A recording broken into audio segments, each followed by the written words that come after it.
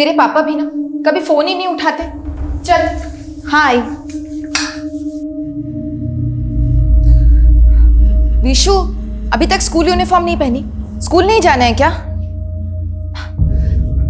क्या हुआ विशु? मम्मी, विशु पापा को मिस कर रहे हैं। पापा आ जाएंगे ना तो सब पहले जैसे ठीक हो जाएगा। लेकिन तेरे पापा को फुर्सत मिलेगी तब आएंगे ना। 1 साल हो गया, उन्होंने अपना चेहरा भी नहीं दिखाया। उन्हीं का फोन है, जा विशु को बुला। हाँ। रोहित, आपको बोलने का कोई फायदा तो नहीं है, लेकिन कम से कम बच्चों के लिए तो फोन किया कीजिए। तो क्या मेरे बिना बच्चे भी नहीं संभाल पा रही हो तुम? संभाल तो मैं बहुत कुछ रही, जॉब भी करने लगी हूँ अपने बच्चों के फ्यूचर के लिए। अरे तो छोड़ दो ना जॉब, खर्चे के लिए पैसे भेजता तो हूँ हर मंथ। पैसे ही सब कुछ होते हैं क्या रोहित? अगर ऐसे ही करना था तो मेरे साथ साथ बच्चों की जिंदगी क्यों? अरे यार वो वापस से शुरू मत करो, ये बताओ फोन क्यों किया था? मम्मी आगे नहीं आना। विशु तू क्या कर रहा है? दीदी उसको साइड में रख। नहीं दीदी, आगे नहीं आना। विशु मत कर ऐसा। मम्मी, विशु ये क्या कर रहा है बेटा? छोड़ दे उसे, छोड़ दे। विशु ऐसा नहीं करते। विशु, विशु छोड़ दे बेटा। क्या होता जा रहा है तुझे विशु? क्या हुआ? मुझे मर जाना है माँ, मुझे मार दो माँ। विशु बस ऐसा नहीं बोलते। मैं जानती हूँ तू किस तकलीफ में है, तेरी प्रॉब्लम क्या है, लेकिन तूने मुझसे प्रॉमिस किया था ना कि तू हार नहीं मानेगा, अपने आप से लड़ेगा। तू प्रॉमिस किया था ना, तू कभी वैसा नहीं करेगा वापस। प्रॉमिस कर।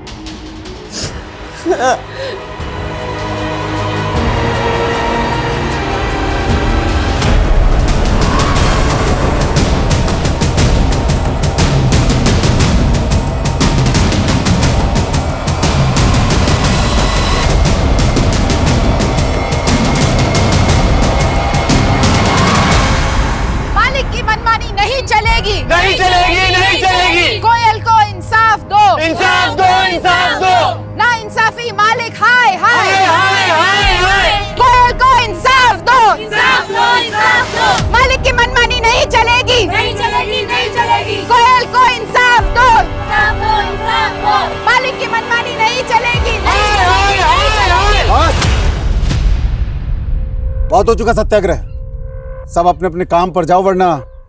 कोई भी काम पर नहीं आएगा जब तक आप कोयल को वापस काम पर नहीं रखते। हमें से कोई काम नहीं करेगा। आपने इसे काम पर से सिर्फ इसलिए निकाल दिया क्योंकि प्रेग्नेंट है। एक होने वाली माँ को काम करने का हक नहीं होता क्या? ओके, मैं समझौता करने के लिए तैयार हूं। अपने लीडर को अंदर भेज दो। मैं देखती हूँ क्या कहता है। कोयल तू डरना मत, हम तेरे साथ नाइंसाफी नहीं होने देंगे। मैं आता हूँ।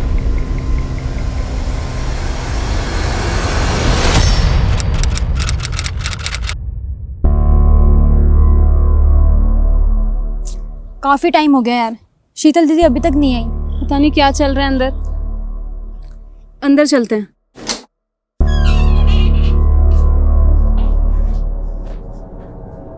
क्या है ये? शीतल दीदी कहाँ है? हाय शीतल दीदी। अरे क्यों शीतल और कोयल के चक्कर में अपने पेट पर लात मारते हो?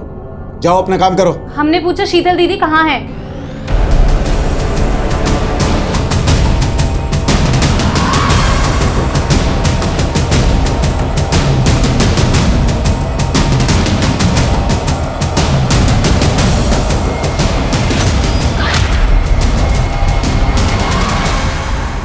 नमस्कार, मैं रेणुका शाहने क्राइम पेट्रोल सतर्क की इस नई श्रृंखला गुमराह बचपन में आपका स्वागत करती हूँ।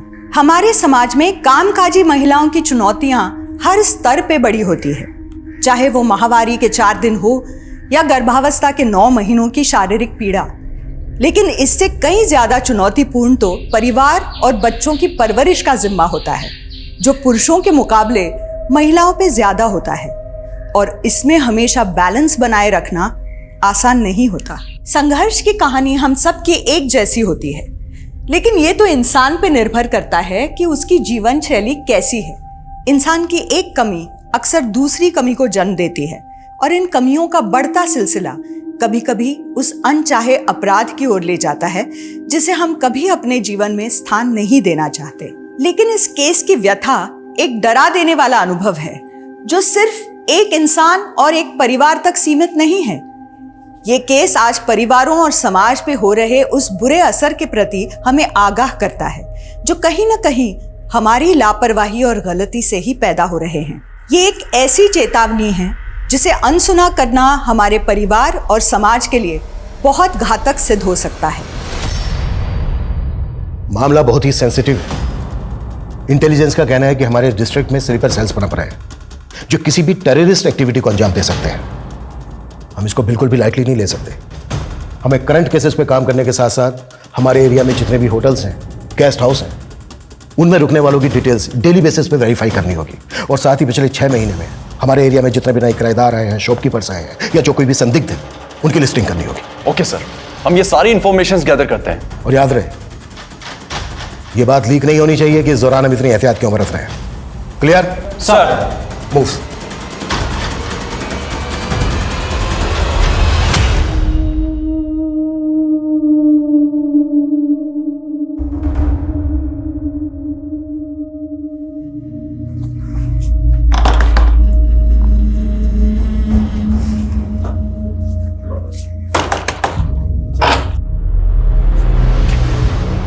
नमस्ते अंकल, मैं नितेश की फ्रेंड रिम्मी। बोलो। वो अंकल, नितेश कई दिनों से कॉलेज नहीं आ रहा है, वो यहाँ नहीं रहता, वो दुबई चला गया। क्या? दुबई? लेकिन ऐसे कैसे हो सकता है? उसने तो इस बारे में मुझे कुछ नहीं बताया। तो अब मैं बता रहा हूँ ना। चलो जाओ जाओ यहाँ से। लेकिन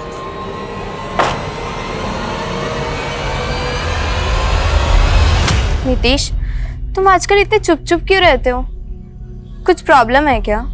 रिमी, जब मैं 7 साल का था मेरे पेरेंट्स चल बसे और मेरे चाचा, मैं उन्हें अब खलने लगा हूं। मेरे साथ ऐसे बात करते हैं जैसे मुझे पढ़ाकर मुझ पर एहसान कर रहे हैं। मुझे तो लगता है कि मेरे पेरेंट्स की प्रॉपर्टी के लिए कहीं वो मुझे रास्ते से ना हटा दे।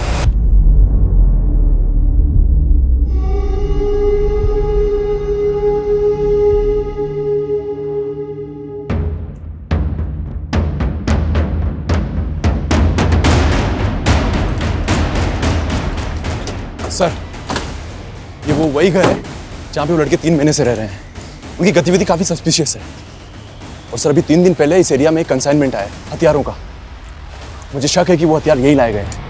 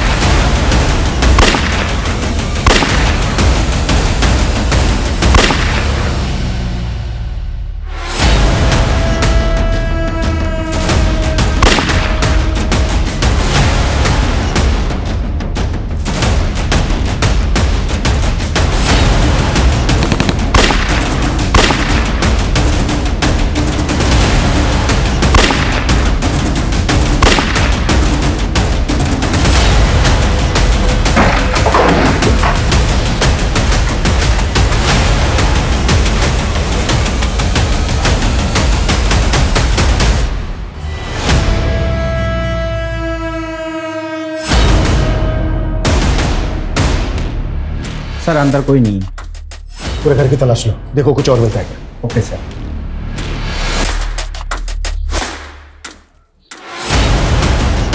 वर्मा सर, ये देखो पीछे का रास्ता खुला हुआ है।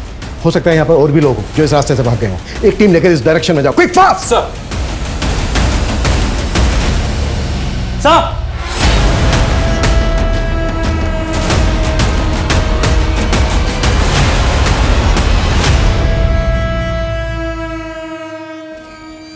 इतने हथियार, ये यहाँ कोई टेरर अटैक तो प्लान नहीं कर रहे थे। अच्छे से तलाश लो, देखो कुछ और मिलता है क्या। क्विक।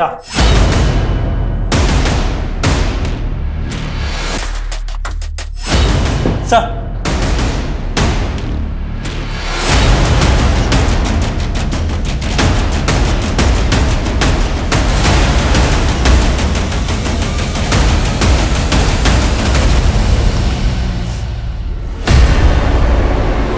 विशु विशु विशु उठ विशु विशु तो ठीक है ना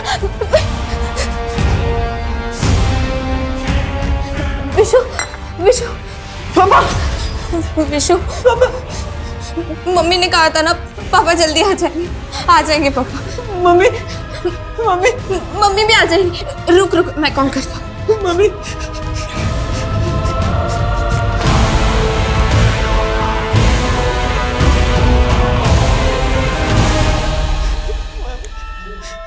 हेलो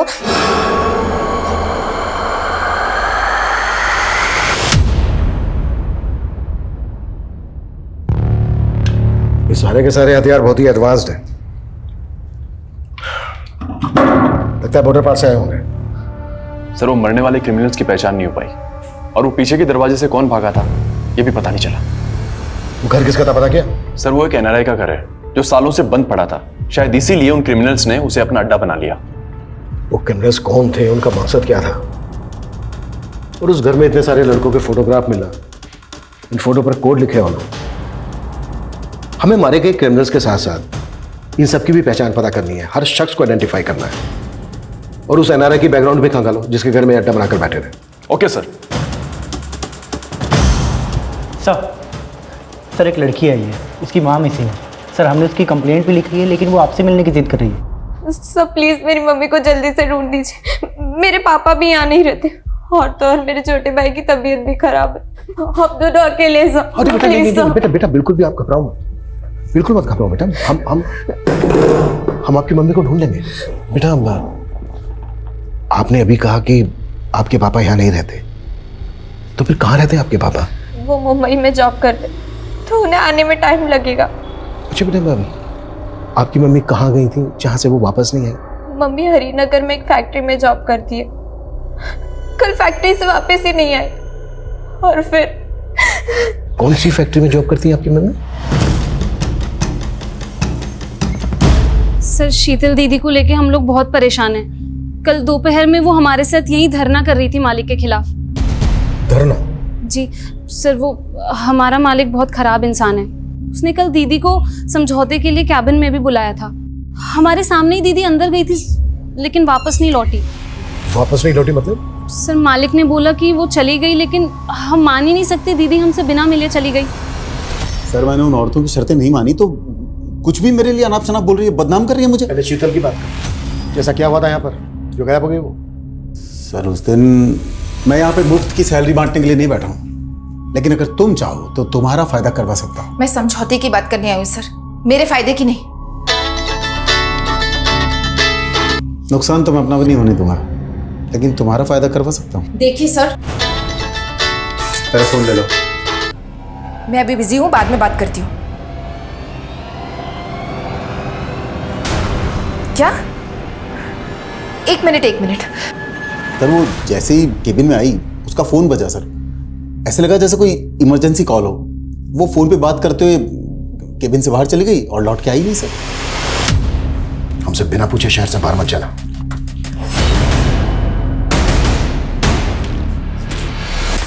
ये आदमी मुझे शक्ल से ही कमी ना लग रहा है।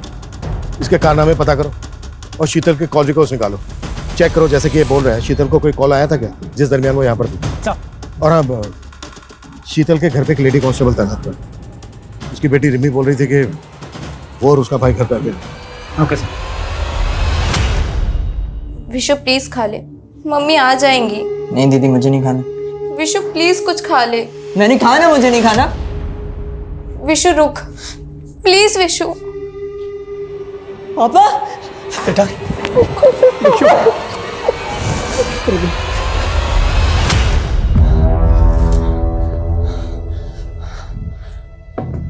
सर वो सलीम भाई और जावेद को तो पुलिस ने, लेकिन मैं ये C4 बचा लाया वहां से किसी तरह। शाबाश जुबैद, तुमसे यही उम्मीद थी।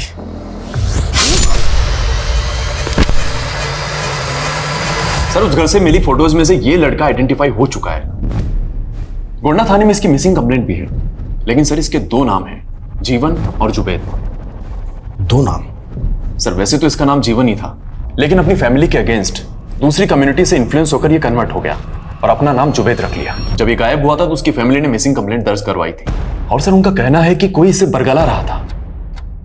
कौन बरगला रहा था? कहाँ है इसकी फैमिली? सर इसकी फैमिली तो उसी दिन गायब हो गई थी जिस दिन वो दो क्रिमिनल्स क्रॉस फायरिंग में मारे गए थे। हो सकता है इस लड़के जुबैद की फैमिली को ये बात पता हो कि उनका बेटा देश विरोधी गतिविधियों में शामिल है, इसलिए इंट्रोगेशन के डर की वजह से कहीं गायब हो गए। पॉसिबल है सर। पॉसिबल है ये जितने भी लड़के हैं इन सबको जुबैद की तरह गुमराह किया गया हो। हमें इन सब की पहचान पता करनी होगी ताकि हम इस टेरर ग्रुप के सरगना तक पहुंच सकें और उसका मकसद पता कर सकें। ओके सर, मैं कोशिश करता हूँ। सर शीतल का फ़ोन फैक्ट्री से 2 किलोमीटर दूर चांदपुर के एरिया में बंद हुआ था। उसी दिन जिस दोपहर को वो फैक्ट्री में देखी गई थी, सर मैंने उसके फ़ोन का IMEI नंबर ट्रेस करने के लिए भेज दिया। कपिल का कहना है कि उस दरमियान उस शीतल को किसी का कॉल आया था। पता क्या किसका कॉल था वो? जी सर, वो कॉल उसके पति के नंबर से आया था। हाँ सर, मैंने उस दिन शीतल को कॉल किया था। पहले तो उसने फ़ोन कट कर दिया। जब मैंने उसे कॉल बैक किया तो उसने कहा मैं अभी बिजी हूँ, बाद में बात करती हूँ। लेकिन सर शीतल ने कॉल बैक ही नहीं किया। बाद में रिमी ने मुझे फ़ोन करके बताया कि उस दिन शीतल फैक्ट्री से घर ही नहीं आई थी। शीतल की फैक्ट्री के मालिक ने मुझे बताया कि तुम्हारे फ़ोन के बाद शीतल पैनिक हो गई थी, जैसे उसे कोई बुरी खबर मिली हो। नहीं सर, ऐसा कुछ नहीं था। तुम्हें किसी पे शक है जो शीतल के साथ ऐसा कर सकता है? एक्चुअली सर मैं तो यहाँ रहता ही नहीं हूँ, लेकिन हाँ पिछले कुछ टाइम से शीतल विशु को लेके काफ़ी परेशान थी। दरअसल कुछ ड्रग एडिक्ट लड़के हैं जो काफ़ी टाइम से विशु को बुली कर रहे थे। कपड़े उतार यार, कपड़े उतार यार, फाड़ू।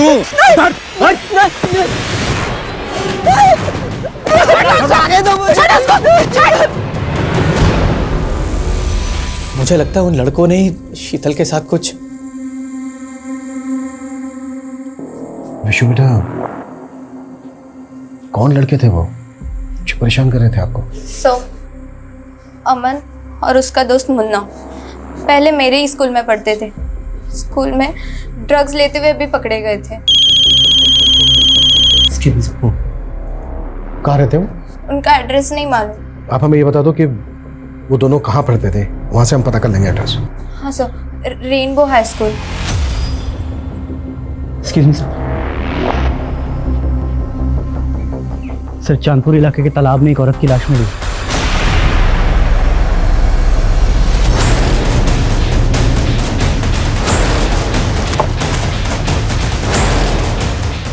सर लाश को पानी में तैरते देखकर गांव के लोगों ने फोन किया था।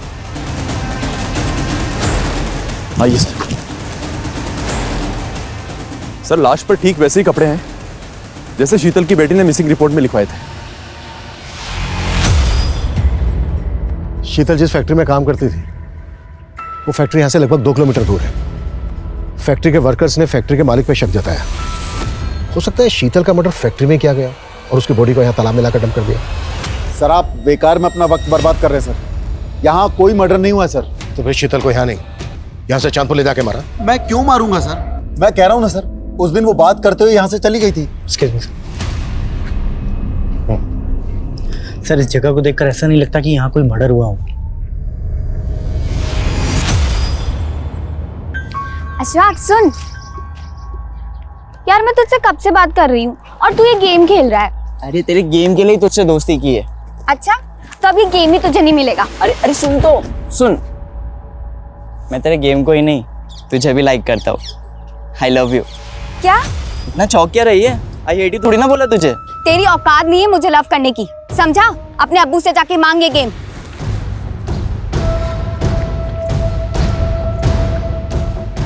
चल आजा मेरे साथ, गेम भी मिलेगा और लड़की भी।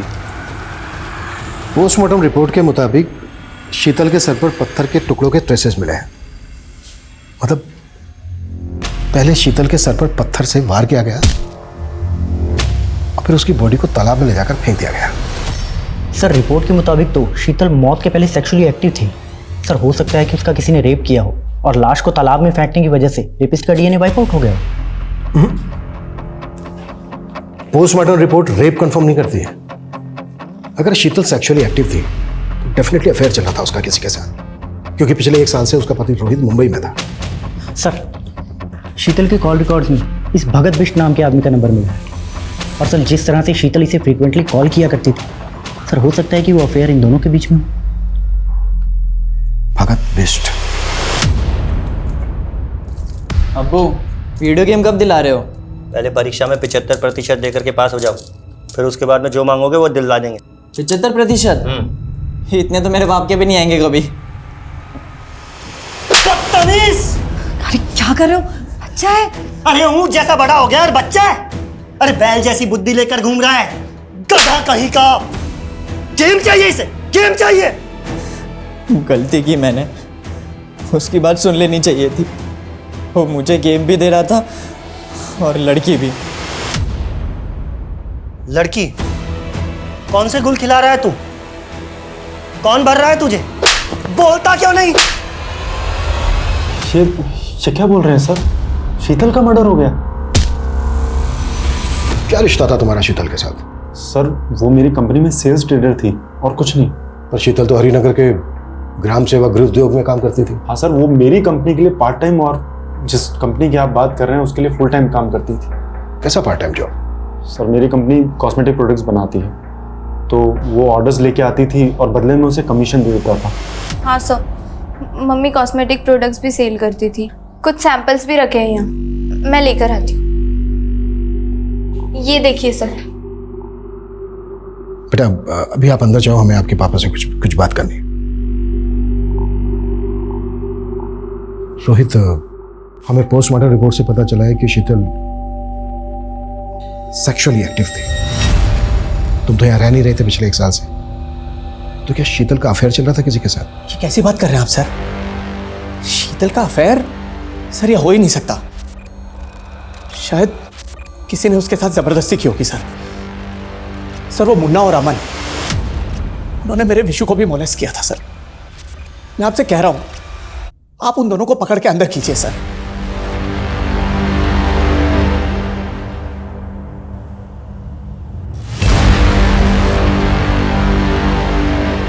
सर, हम शीतल के अफेयर की थ्योरी बना रहे थे, लेकिन मुझे लग रहा है उसके पति का मुंबई में अफेयर होगा। सर, ये सरिता है। इसका नंबर हमें रोहित की सीडीआर में मिला। दोनों काफी टच में थे और शीतल की हत्या के 15 दिन पहले से सरिता का नंबर कनाडा में एक्टिव है। सरिता और शीतल के पति रोहित के बीच क्या चल रहा था, ये सब कुछ अच्छे से पता करो। और एक्सक्यूज मी।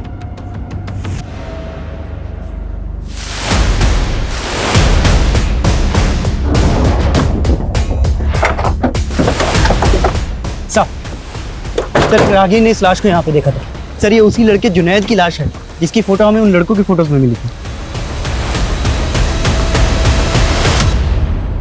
ब्लड सूखा हुआ है, लगता है इसका मर्डर काफी पहले हुआ है। हाँ, शायद ये लड़का हमारे रडार में आ चुका था, इसी वजह से टेरर ग्रुप ने इसको मार दिया। इस टेरर ग्रुप को कौन रन कर रहा है, मकसद क्या है उनका, अभी तक हम ये भी पता नहीं लगा पाए। अच्छा, इस लड़के के अलावा जो बाकी लड़के थे जिनके फोटोग्राफ लेते हैं, उनकी पहचान पता करने के लिए क्या कर रहे हैं हम लोग? सर, कोशिश तो जारी है। मुझे इस केस की कड़ी जल्द से जल्द चाहिए है। Okay sir.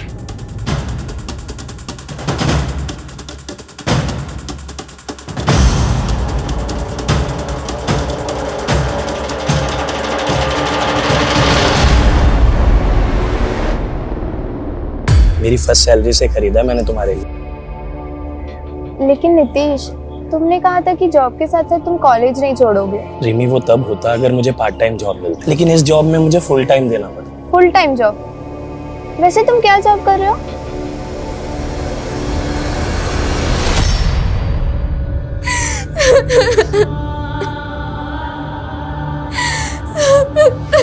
सर, मैंने रोहित और सरिता के बारे में मुंबई से पता लगवाया है। सर, वहाँ वो दोनों एक ही फ्लैट में रहते थे और वो भी लिव इन में। मैं शीतल को कोई धोखा नहीं दे रहा था सर, बल्कि शीतल और मैं तो एक दूसरे को डाइवोर्स नहीं, तूने सरिता के लिए शीतल को रास्ते से हटा दिया और फिर सरिता को भेज दिया कनाडा। वो भी इन्वॉल्व थी ना शीतल के मर्डर में? जी नहीं सर। सर, सरिता को कनाडा में जॉब मिल गई थी, इसलिए वो वहां चली गई। शीतल के मर्डर के वक्त तू भी मुंबई में नहीं था। सर, मैं किसी जरूरी काम से दिल्ली गया हुआ था और मेरा यकीन कीजिए सर, शीतल और मैं सच में एक दूसरे से डाइवोर्स लेना चाहते थे। मैं जानती हूँ हमारे बीच झगड़े होते हैं, लेकिन मैंने आज तक आपके साथ कभी बेवफाई नहीं की। हमेशा अपने रिश्ते को सुधारने की कोशिश की है, लेकिन आप है कि कभी... अब मैं तुम्हें इस रिश्ते से आजाद कर रहा हूं। डाइवोर्स दे दो मुझे। शीतल नहीं चाहती थी कि इसका असर हमारे बच्चों पे पड़े, इसलिए बिना डाइवोर्स के ही हम दोनों अलग हो गए। यही सच है सर। शीतल का सच तो उसी के साथ मर गया, लेकिन अब तू सच बोलेगा। एक सच बता, शीतल के साथ फोन पे क्या बात हुई थी तेरी? तूने जानबूझकर शीतल को बाहर बुलाया और मरवा दिया उसको। ये सच नहीं है सर, बल्कि सच तो यह है कि सरिता मुझे छोड़ के कनाडा चली गई और अब मैं शीतल की जिंदगी में वापस आना चाहता था सर। ये दुख की बात है कि मैं शीतल को ये कह ही नहीं पाया। शीतल लंबे समय से अपनी शादीशुदा जिंदगी को सफल बनाने की कोशिश कर रही थी, लेकिन दो लोगों का रिश्ता कभी एक की कोशिश से नहीं सुधर सकता। क्या शीतल की हत्या इस असफल रिश्ते का अंजाम थी? क्या शीतल का गुनहगार उसका पति था, या शीतल के उस साहस को आघात पहुंचाया गया था जहां वो अपने बॉस कपिल के अन्याय के खिलाफ आवाज उठा रही थी, या ये उस कोशिश का दुखद परिणाम था जहां शीतल मुन्ना जैसे ड्रग पेडलर के खिलाफ खड़े होकर युवा पीढ़ी को ड्रग्स के अंधकार से दूर रखना चाहती थी। लेकिन इन एंगल्स के अलावा नितेश के गायब होने का रहस्य भी अभी तक अनसुलझा था। वहीं पुलिस ने एक टेरर ग्रुप के खिलाफ भी एक मुहिम छेड़ी हुई थी और इसमें ऐसे कई खुलासे होने वाले थे जो चौंकाने वाले थे। सर, जिन लड़कों की फोटोज में मिली है उनमें से ये एक लड़का नितेश इसी इलाके में रहता है। शीतल की बेटी रिम्मी के साथ पढ़ता है और शीतल के घर इसका काफी आना जाना भी था। हाँ सर, नितेश मेरा अच्छा दोस्त था। मैं काफ़ी दिनों से उसके बारे में पता करने की कोशिश कर रही थी, लेकिन कुछ पता नहीं चला। हमें शक है कि नितेश एक टेरर ग्रुप से जुड़ा था। नहीं सर, वो तो बोलता था कि उसे अपने चाचा से खतरा है। उसके चाचा ने उसके पेरेंट्स की सारी प्रॉपर्टी हथिया ली थी।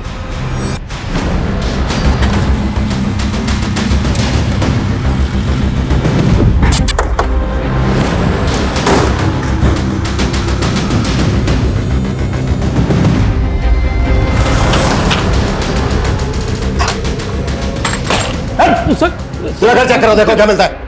क्या हुआ सर? क्या हुआ? टेरर ग्रुप के लिए काम करता है नितेश। कहाँ है वो तो दुबई में है सर। क्या ढूंढ रहे हैं आप? वो चाचा, मेरा पासपोर्ट रखा था यहाँ पर। पासपोर्ट? लेकिन क्या करेगा पासपोर्ट का? चाचा, वो मेरी दुबई में जॉब लगी है इसलिए। सीधे सीधे बोल, तू और नितेश किसके लिए काम करते हो? किसी के लिए काम नहीं करता सर। अगर घर में कुछ नहीं मिला तुझे याद दिलवाते हैं हम सब कुछ। मनीष, लेके चलो इसको। चलिए। क्या हुआ बे, खाना क्यों नहीं खा रहा है? आपके मार से पेट भर गया। तो क्या हुआ, अब्बू है तुम्हारे? हाँ, तो फिर भी गेम नहीं दिला रहे ना। कोई नहीं, ये जमीन जायदाद तो दादू की है ना, मुझे मेरा हिस्सा चाहिए इसमें से। हिस्सा? ये कौन सा बर रहा है तेरे दिमाग में? पानी पीजिए। क्या हुआ? क्या हुआ? क्या हुआ आपको?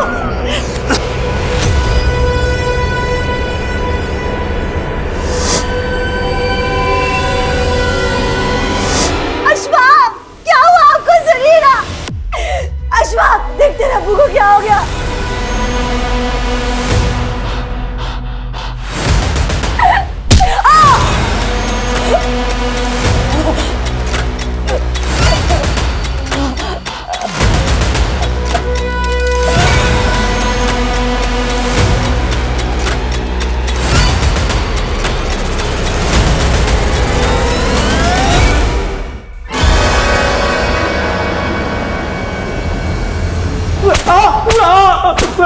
अभिषेक, बता दो सर। मानता हूँ विशु की मम्मी ने हम दोनों को अंदर करवाने की कोशिश की थी, पर हमने नहीं मारा उन्हें। तू और तेरे दोस्त अमन मलिश करते थे ना विशु को? नहीं सर, वो तो हमारे पैसे नहीं दे रहा था, तो हम बस डरा रहे थे उसे सर। किस बात के पैसे? हमने सर उसे माल बेचा था। तो विशु ड्रग्स लेता था? मानता हूँ सर, हमने उसे ड्रग्स लेना भी सिखाया, पर उसकी मम्मी के साथ सर हमने कुछ नहीं किया सर। ये जब तक सच नहीं खुले ना, कटास साले। नहीं सर। विशु बेटा, आप ड्रग लेते थे? बोलो बेटा। सर, विशु ने उस दिन के बाद से कभी ड्रग्स नहीं ली। विशु बेटा, ये तो बहुत अच्छी बात है, लेकिन बेटा अमन का पता नहीं चला है हमें अभी तक। आपको पता है कहाँ है अमन?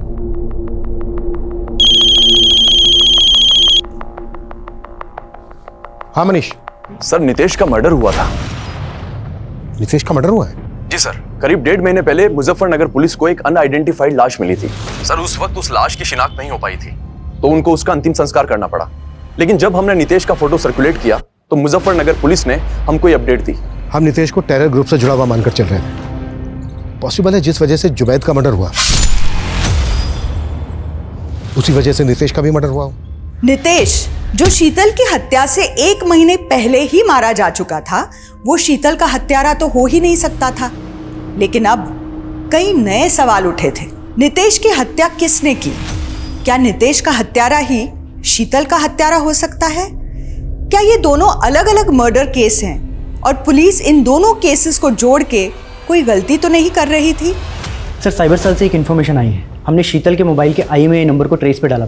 सर, उसके उस फ़ोन में किसी दूसरे नंबर की सिम एक्टिव हुई है। किसके नाम पे रजिस्टर्ड है वो सिम? सर, एक मोबाइल शॉप के ऑनर के नाम पे।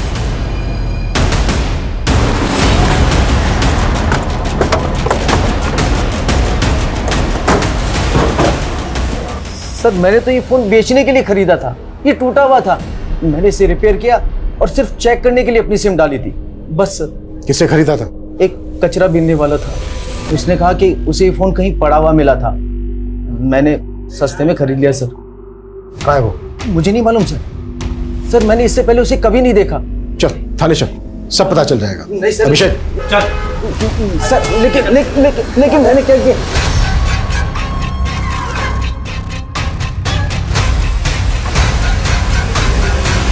सर, मोबाइल शॉप ओनर ने रैक पिकर का ये स्केच बनवाया है। कहना मुश्किल है कि ये आदमी एग्जिस्ट भी करता है। वो शायद हमें घुमा रहा है। नितेश के चाचा के खिलाफ भी कुछ नहीं मिल रहा है। क्या शीतल का मर्डर केस वाकई में टेरर ग्रुप से कनेक्टेड हो सकता है? सर, नितेश के केस में एक और बात बड़ी अटपटी है। नितेश का फोन ऑफ हुआ था सहारनपुर के जमुना मार्केट के आसपास और उसकी लाश मिली मुजफ्फरनगर में, जो यहाँ से काफी दूर है। अगर हम ये मान लें कि नितेश को मारने के बाद उसकी लाश को मुजफ्फरनगर में डंप किया गया और फोन बंद हुआ था उसका जमुना मार्केट में, मतलब हो सकता है नितेश का मर्डर जमुना मार्केट के आसपास ही हुआ हो। वर्मा, जमुना मार्केट के आसपास जितने भी CCTV है सब खंगालो, लीड वहीं से मिलेगी। Okay sir. सर, ये कॉस्मेटिक बिजनेस वाला भगत बिष्ट, सर ये अपना ऑफिस बंद करके पता नहीं कहाँ भाग गया। व्हाट? ज्योति नगर में अकेला रहता था और अब इसके घर पे भी ताला लगा हुआ। हम मान कर चल रहे थे कि शीतल के साथ उसका अफेयर, और वो बैकग्राउंड खंगालो इसके। सर,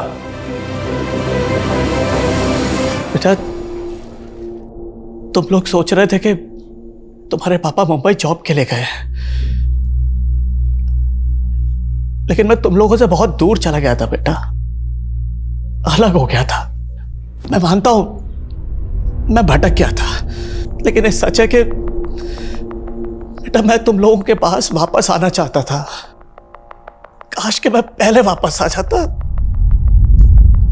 तो ये सब कुछ होता ही नहीं। अपने पापा को माफ कर दो।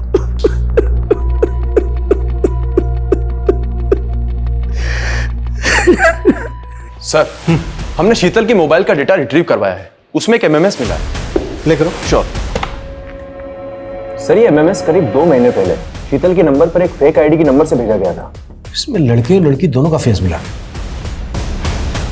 अगर ये MMS फेक ID के नंबर से भेजा गया है तो क्या शीतल को कोई ब्लैकमेल कर रहा था? लेकिन सर, इस वीडियो को देखकर ये क्लियर नहीं है कि ये शीतल ही होगी।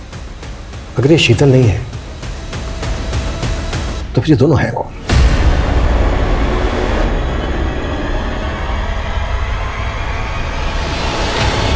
सर, भगत का फोटो हमने हर जगह सर्कुलेट किया था। भोपाल से इसकी एक हिस्ट्री मिली। सर, इसका असली नाम भगत नहीं अशफाक है। और सर, 15 साल की उम्र में इसने अपने माँ बाप को खाने में बेहोशी की दवा देकर बेहोश किया और जिंदा ही अपने घर में दफना दिया था।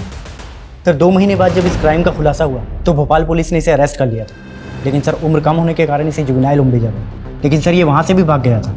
उसके बाद से ये अंडरग्राउंड था। इसका लेटेस्ट फोटो भोपाल पुलिस के हाथ तब लगा जब ये नाम बदलकर भोपाल में अपने एक दोस्त से मिलने गया था, लेकिन सर ये तब भी पकड़ा नहीं गया था। ये नाम बदलकर कॉस्मेटिक का धंधा कर रहा था। एक हिस्ट्री शीटर के पास इतना सारा पैसा, जाहिर सी बात है इसने इससे पहले भी बड़े बड़े कांड किए होंगे। इसका जो भोपाल का दोस्त है उसका पता करो, हो सकता है अभी भी उसके टच में हो। साहब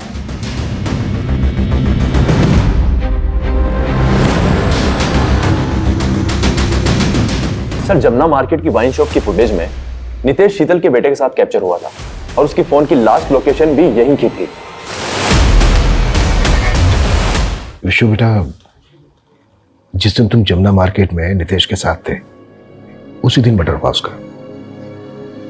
किसने मारा उसको? मैंने कुछ नहीं किया सर। हाँ, लेकिन उसको मारा किसने? अच्छा ये बताओ कि तुम जमुना मार्केट से नितेश के साथ कहाँ गए थे? देखो तुम। सर मेरे बेटे ने कुछ नहीं किया है। लेकिन वो जानता है, बस बता नहीं रहा है। और हमें शक है कि वो नितेश के मर्डर में भी इन्वॉल्व है। सर मैं सच कह रहा हूँ, मेरे बेटे विशु ने किसी को नहीं मारा है। लेकिन हाँ, मैंने आपसे एक झूठ जरूर बोला था। सर उस दिन मेरी शीतल से बात हुई थी। क्या बात हुई थी? मैं अभी बिजी हूँ, बाद में बात करती हूँ। एक मिनट शीतल, रिमी ने मुझे कॉल किया था। रो रो के बोल रही थी कि पापा आप वापस आ जाओ, मम्मी बहुत गंदी है। बात क्या है? क्या? एक मिनट। सर शीतल ने मुझे कुछ भी नहीं बताया, बोली खुद रिमी से बात करके बताएगी। बात क्या थी? लेकिन रिमी ने तो बताया होगा ना तुम्हें। सर मैंने रिमी से भी बहुत पूछा लेकिन उसने भी कुछ नहीं बताया। एक्चुअली यही कारण था कि मुझे आपसे झूठ बोलना पड़ा। सर मैं नहीं चाहता था कि आप लोग मेरी बेटी रिमी को परेशान करें। सर अशफाक और भगत के भोपाल वाले दोस्त का एक घर वहां भी है। इस एरिया में एनआरआई का घर है।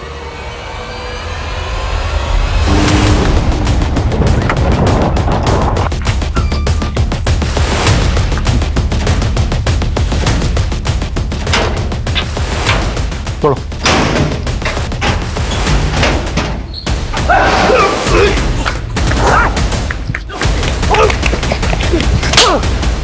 मैंने अपने माँ बाप को नहीं निकला, मेरे बाप ने मुझे निकला है।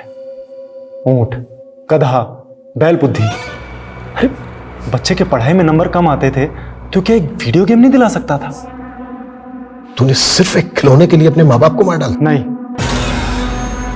कहानी इतनी छोटी भी नहीं थी। देखा, अपने पापा से गेम मांग के तुझे क्या मिला? बोल रहा हूँ ना मैं, चल मेरे साथ। गेम लड़की क्या है, तू जो मांगेगा सब कुछ मिलेगा। वो बागी मुझे अपनी गैंग में शामिल करना चाहता था। वो बोला कि कौन से माँ बाप अपने बच्चे को इस तरह से पीटते हैं, तो फिर मैंने अपने माँ बाप को मार दिया। बाल सुधार गृह से भी वो बागी मुझे भगा कर ले गया और 18 साल की उम्र में मुझे तमंचा थमा दिया। उसी तमंचे से मैंने एक सुनार का सर खोला और अपनी गैंग के साथ मिलकर सारा सोना लूट लिया था। बड़ा हुआ तो सरगना बन गया उनका। जिस तरह उस बागी ने तुझे गुमराह किया था, तू भी बच्चों को गुमराह करने लगा। और वो एनआरआई का खाली घर देख के अड्डा बना लिया वहां पे अपना। हाँ, और जब आप लोगों ने वहां रेड मारी तो जुबैद सारा माल बचा करके मेरे पास आ गया। लेकिन मुझे शक था कि कहीं आप लोगों ने उसे देख लिया होगा, तो बस मैंने उसे भी खत्म कर दिया।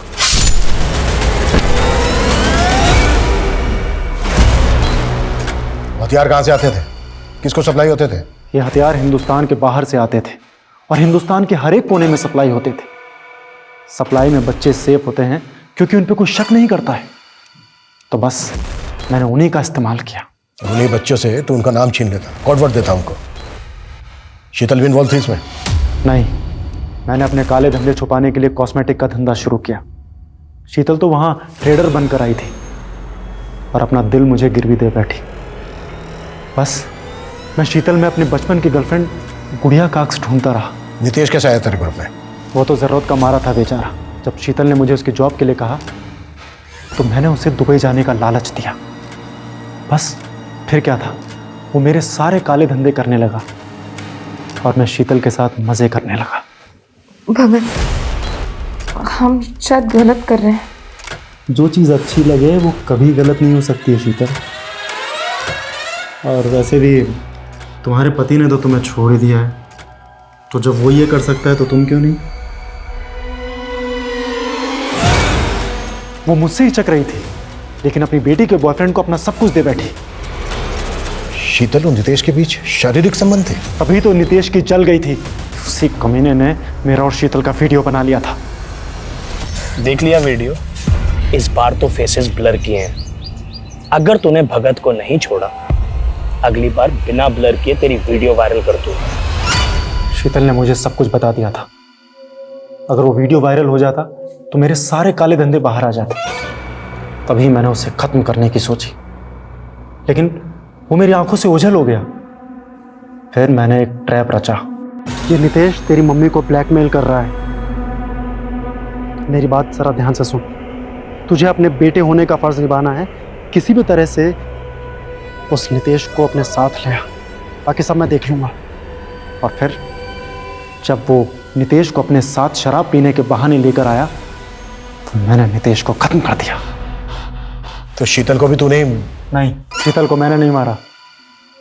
मुझे लगता है कि उसके पति को उसके बारे में सब कुछ पता चल गया था, तो शायद उसी ने उसको। अगर तूने सर, एक मिनट। सर, शीतल की फोन की मैसेज हिस्ट्री मैंने रिट्रीव की। ये देखिए सर, रिमी और शीतल के बीच हत्या वाले दिन ये सारे मैसेजेस पास ऑन हुए थे।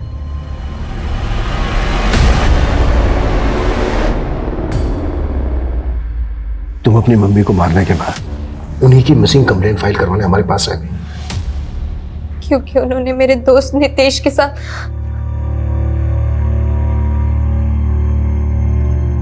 मम्मी, मम्मी,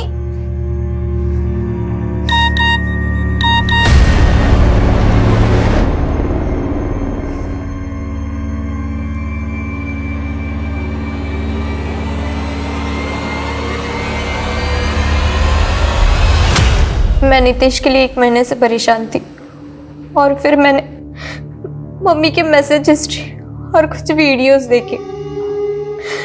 मैं समझ गई थी कि उनका मुझे बहुत गुस्सा आया, लेकिन मैंने उनसे कुछ नहीं कहा। मैंने पापा को फ़ोन कर दिया था। फिर पापा ने मम्मी को कॉल किया और मम्मी मुझे कॉल कर रही थी, पर मैंने उनका फ़ोन नहीं उठाया। तो उन्होंने मुझे मैसेज किया, मैसेज करके फैक्ट्री के पास चांदपुर बुलाया। बोली वही बात करेंगी मुझसे।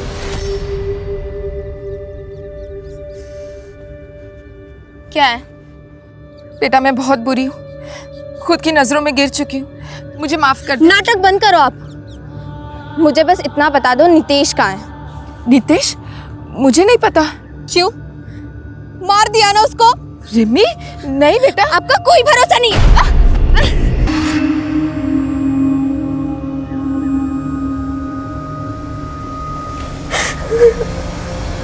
बच्चों को सही परवरिश देना शायद दुनिया का सबसे कठिन काम है। खुशहाल परिवार की परिभाषा स्वस्थ और सफल बच्चों के बिना कभी पूरी हो ही नहीं सकती, और फैमिली डिस्फंक्शनल हो तो वहां बच्चों के भटकने की संभावना कहीं ज्यादा होती है। शीतल और उसके पति से भी यही चूक हुई। अपनी फिजिकल और इमोशनल नीड्स को पूरा करने की उनकी मृग तृष्णा उन्हें तो ले डूबी ही, पर उनके बच्चे भी अपराध के अंधकूप में खो गए। एक सजग माता पिता को हर पल ये ध्यान रखना पड़ता है उनके बच्चे किसके संग उठते बैठते हैं, वो क्या देखते पढ़ते हैं, सोशल मीडिया पे उनकी गतिविधि, उनके डिजिटल फुटप्रिंट्स क्या हैं। अगर आप माता पिता हैं तो सोचिए, जितना वक्त आप अपने बच्चों को दे रहे हैं, क्या वो पर्याप्त हैं? क्या वो सही राह पे हैं? क्योंकि parenting is a 24 hour job. ये दुनिया का सबसे अहम और जिम्मेदारी भरा काम है। ये पार्ट टाइम जॉब तो हो ही नहीं सकता। तो अब मैं रेणुका शाहने आपसे विदा लेती हूँ। कल फिर मिलेंगे ऐसी एक कहानी के साथ जो रखेगी आपको सतर्क और जिंदगी को सुरक्षित। तब तक अपना और अपने परिवार का ख्याल रखिए और देखते रहिए क्राइम पेट्रोल सतर्क। जय हिंद।